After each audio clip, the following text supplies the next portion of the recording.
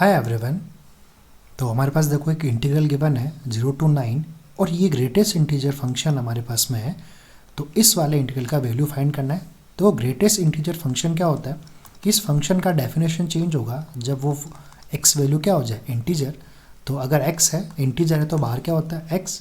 अब अगर वो इंटीजर नहीं है तो जो x जो होता है उससे लेस इंटीजर अपन लोग उसका आंसर लेते हैं, लेस इंटीजर देन x। तो यहाँ भी अपन को देखो वो सारे के सारे पॉइंट ढूंढने हैं जब x का वैल्यू क्या हो जाए इंटीजर, ताकि उस पॉइंट पे क्या होगा इस वाले फंक्शन का वैल्यू चेंज होगा। तो जब जब वैल्यू चेंज होगा तो इसके लिए फिर अपन को प्रॉपर्टी यूज़ करना पड़ेगा। तो फिर देखो सारे इंटीजर पॉइंट ढूंढते हैं अपन लोग कैसे यहाँ पर। अब यहाँ क्या है देखो रूट के अंदर tan x upon x plus 1। अब ये रूट जब इंटीजर देगा वो कब कब दे सकता है देखो, जब इस रूट के अंदर वाले टर्म क्या हो जाए, एक तो 1 हो सकता है या 4 हो जाए या 9 या 16 या 25, ऐसा कुछ बनेगा जब बाहर क्या आएगा इंटीजर आएगा। और जब इंटीजर आया तो फंक्शन का वैल्यू क्या हो जाएगा चेंज, क्योंकि यही ग्रेटेस्ट इंटीजर का प्रॉपर्टी होता है। तो अपन को वही x के वैल्यूज़ फाइंड करने हैं जब tan x अपॉन ये जो tan x upon x plus 1 का वैल्यू ऐसा कुछ बन जाए हमारे पास में। चलो ढूंढ लेते हैं x के वैल्यूज़। उन्हीं x के वैल्यूज़ के लिए फंक्शन क्या होगा चेंज होता रहेगा।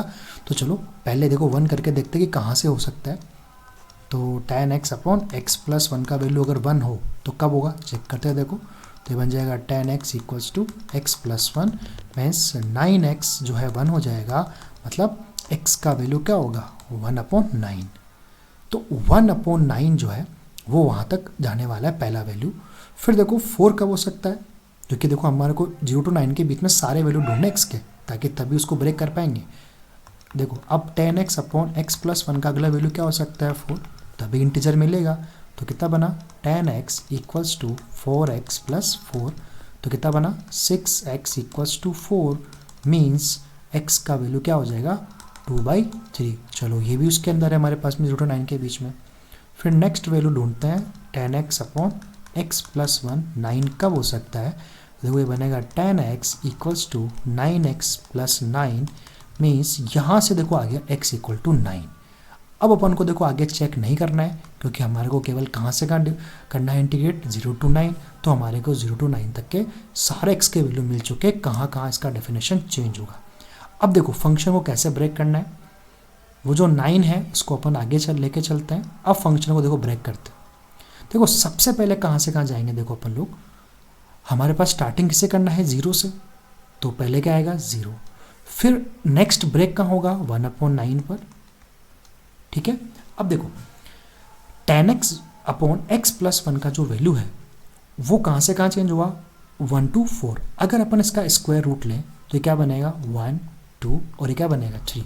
अगर अपन इसका रूट लेते हैं तो पहला जो इंटरवल है वो कहाँ से कहाँ चेंज हो रहा है 1 से लेके 2 तक, क्योंकि अंदर रूट है। देखो कौन से वैल्यू के लिए, जब 1 अपॉन 9 तक अपन को जाना है, ठीक है। क्योंकि देखो इसका वैल्यू जब 4 होगा तभी तो जाके चेंज होगा ना वैल्यू। और यहाँ जब 1 कब हुआ जब 1 अपॉन 9 रखा।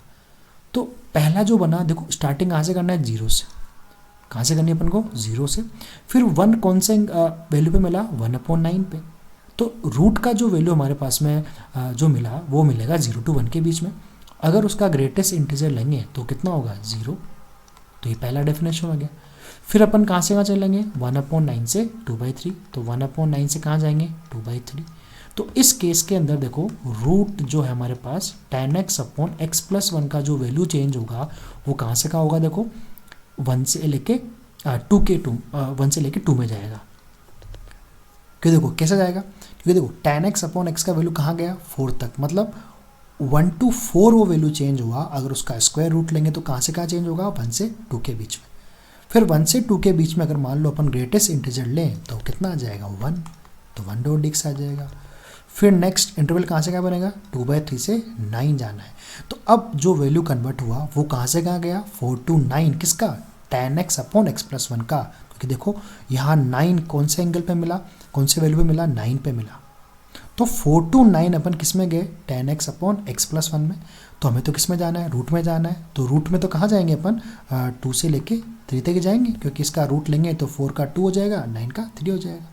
तो उस केस में ग्रेटेस्ट इंटीजर कितना होगा 2 से 3 के बीच में 2 हो जाएगा। और फिर आगे अपन को जाना नहीं है क्योंकि देखो अपने पास x के वैल्यू 9 तक ही जाना है हमारे को। अब बस इसको सोल्व करना है और ये बन गया डेफिनेशन। तो 9, देखो ये पहला पार्ट तो क्या हो गया 0, सेकेंड पार्ट में देखो 1 और 1 का कितना होगा x, साथ में लिमिट भी सोल्व कर देता हूँ तो अपर माइनस लोअर। फिर देखो यहाँ 2 आउटसाइड हो जाएगा, फिर वापस dx से, dx का कितना होगा 1, तो 1 का x होगा, फिर से लिमिट सोल्व कर देता हूँ तो 9 माइनस 2/3। अब बस इसको सोल्व कर लेते हैं तो ये हमारा आंसर बनने वाला है। देखो सोल्व करते हैं तो ये 9 आउटसाइड है तो ये बना 2/3 माइनस, या चलो इसका एल्सियम लेके सोल्व कर देते हैं। देखो इसका एल्सियम कितना आएगा 9 और ये कितना बनेगा 3 टाइम्स जाएगा तो 6 माइनस 1 तो कितना हो गया 5, प्लस इसको सोल्व करते 18 और माइनस आ जाएगा 4/3। तो फिर देखो ये 9 आउटसाइड है, या एक काम करते हैं चलो कोई ना, फिर एल्सियम ले लेते हैं 9, फिर बन गया देखो क्या 18 को पहले ले लेता हूँ मैं, फिर माइनस, अब इन दोनों को देखो सोल्व करते हैं तो दोनों का एल्सियम कितना है प्लस लेके चलते हैं पहले, दोनों का एल्सियम कितना आएगा 9 तो कितना बनेगा 5 माइनस 12, 5 माइनस 12 बन जाएगा, इसका मतलब कितना बना -7। चलो 9 को मल्टीप्लाई करते हैं तो कितना बना हमारे पास यहाँ से, ये बन गया